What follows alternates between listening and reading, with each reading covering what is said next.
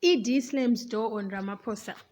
President Emerson Mnangagwa has ruled out allowing a delegation from South Africa to meet his critics, including opposition parties and civic organizations, slamming the door on efforts by the neighboring country to negotiate an end to the political impasse that has paralyzed Zimbabwe. The South African ruling African National Congress, the ANC party delegation on Tuesday said it would return to the country soon to meet opposition parties and other stakeholders after meeting ZANU-PF and Mnangagwa on previous two visits following international outcry over deteriorating human rights abuses and a worsening economic situation. After the two visits, ANC officials said Zimbabwe was in a mess which required urgent outside intervention. But Mnangagwa and his party insist that there is no crisis or basis for South Africa's mediation. He denies allegations of abduction and torture of opposition activists, insisting that he is merely enforcing COVID-19 lockdown rules. Speaking before yesterday's ZANU-PF Politburo meeting, Mnangagwa said the envoys were a president-to-president engagement, while last week's meeting was party-to-party, adding, anyone who believed otherwise should continue dreaming. The truth must be told that presidential envoys remain presidential envoys from one president to another, said ED. Party envoys remain party envoys from one party to another. Those who dream otherwise, allow them, obviously, to dream.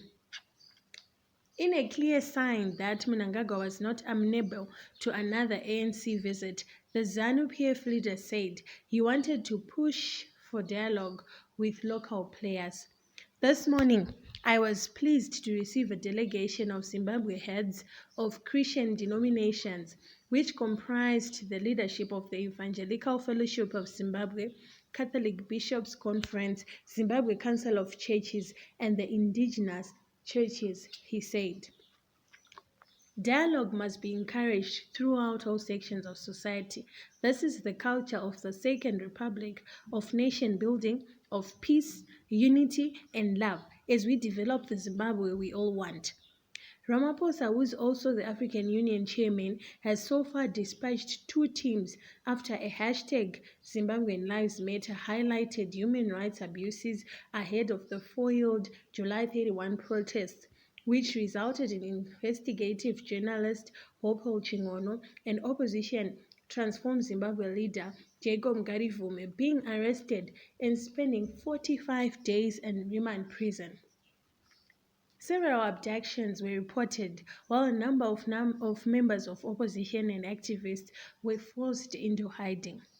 Speaking after the Politburo meeting, ZANU-PF acting spokesperson Mr. Patrick Chinamasa called on the ANC to rein in its senior members accused of distorting the resolutions made by the two parties at their recent meetings.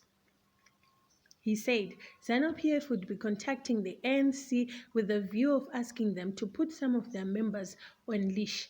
Politburo encouraged the ANC to rein in its errant elements who are communicating unfairly on our nation, contrary to what was agreed on and endorsed by the two parties in the communique, Chinamasa said. Upon returning to South Africa, some members of the ANC insisted that Zimbabwe was burning and in a political crisis which needed Ramaphosa's intervention, statements ZANU-PF has described as unfair. Blade Nzimande, the higher education minister in South Africa, said denying that Zimbabwe was in a crisis was tantamount to denying self-evident truth.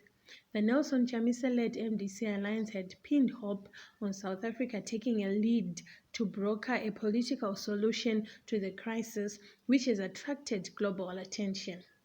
The MDC Alliance Vice President Tendai Biti said that statements from ZANU-PF were all false bravado and insisted that dialogue would happen, saying they were happy with the involvement of South Africa. That is false bravado. We will find a solution to the political crisis in Zimbabwe way before 2023. They are facing a crisis of legitimacy and a crisis of delivery. A solution will be found, said Biti. But Chinamasa said Politburo agreed that the opposition's happiness in creating drama and faking abductions, as well as engaging in acts of provocations whenever there is an international event, should be ignored. He said ZANU-PF had instead already set its sight on winning the 2023 general elections, with Mnangagwa saying that was now the begged prize. With 2023 elections in sight and our resounding and landslide victory imminent, let us remain unwavering in our revolutionary course by consistently strengthening and increasing our party membership base, said Mnangagwa.